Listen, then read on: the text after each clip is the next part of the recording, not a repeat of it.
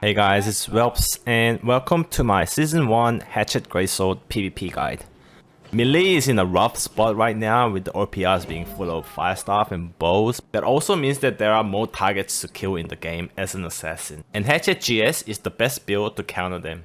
So I honestly feel like we are in a better state that I actually enjoy OPR more. The biggest reason for that I think is that there are no muskets in OPR anymore. That alone just makes OPR way more enjoyable. Like getting hit by the hit scan from infinite distance with insane damage was the worst. Also, healers are easier to kill. They can no longer just stand on sacred ground and out heal your damage. They actually have to be good now to survive. Anyway, let's get to the guide, starting with the stats. Now the reason why Hatchet GS is such a strong combo is because you are able to go 150 dex for 10 less stamina on dodge, which maximizes your mobility while also maximizing both of your weapon damage. Okay, so after having the food buff, you wanna have 200 strength, 150 dex, and 150 con. And any other extra points, you wanna put it on strength for more damage, which is what I do.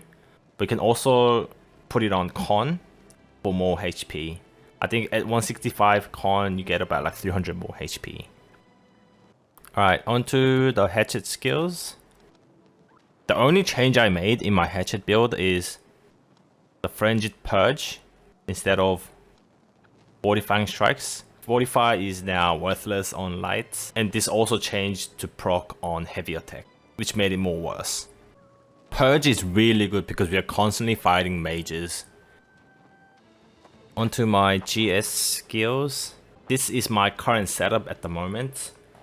There are other variations, but playing with the counter feels the best. Like, it allows you to be aggressive. Like, you can do a light attack, heavy attacks without getting worried about being interrupted because you can animation cancel into counter and outplay your opponent. Like, it makes your play so safe. Like, just using it for the stam with the weapon perk feels worth. Like, it's good for chasing, good for running away.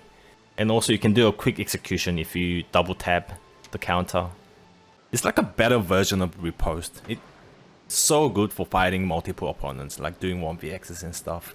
So I really recommend playing with this build. But I'll also show you the other variations. This used to be my war build playing with Steadfast Strike.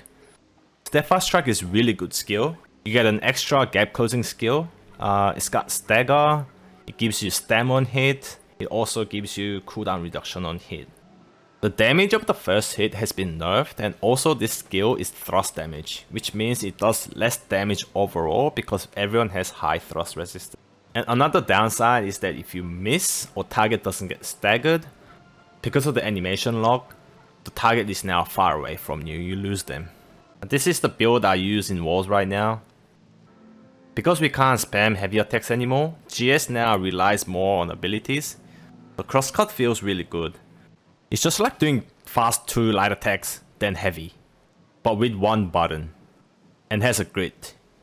And stronger. And cancelable, so you stay in flow. So yeah, if you were to play a build without the counter in OPRs, I recommend you bring a healer with you.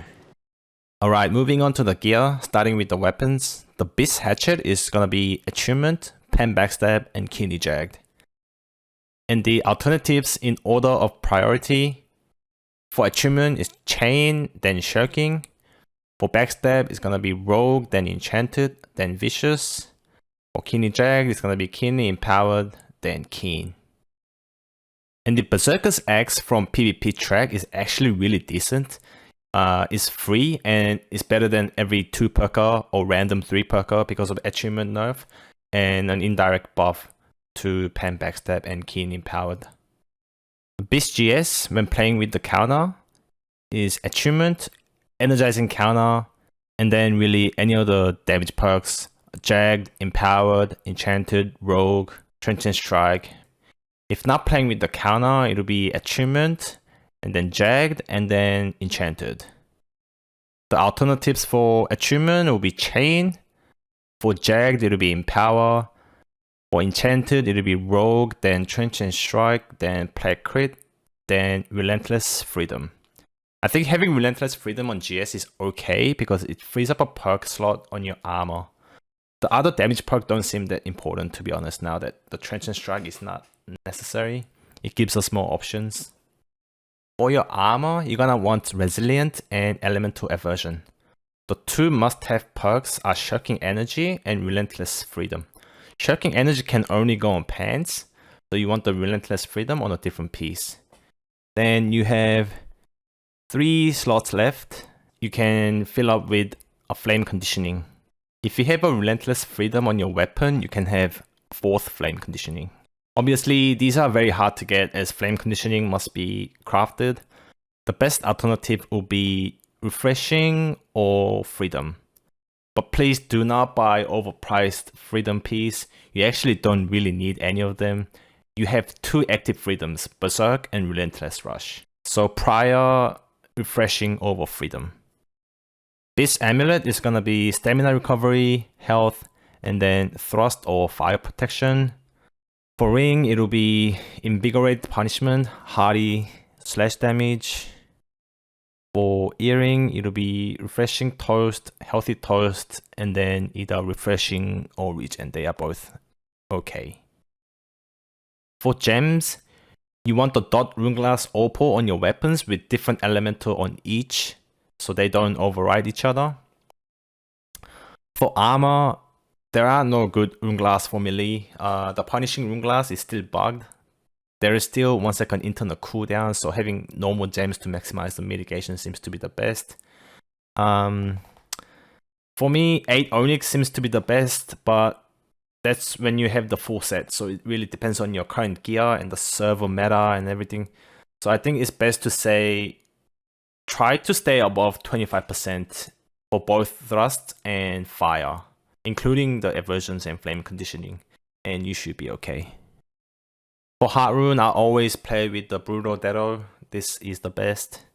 I also made a build page for a budget set, sort of like a starter pack build.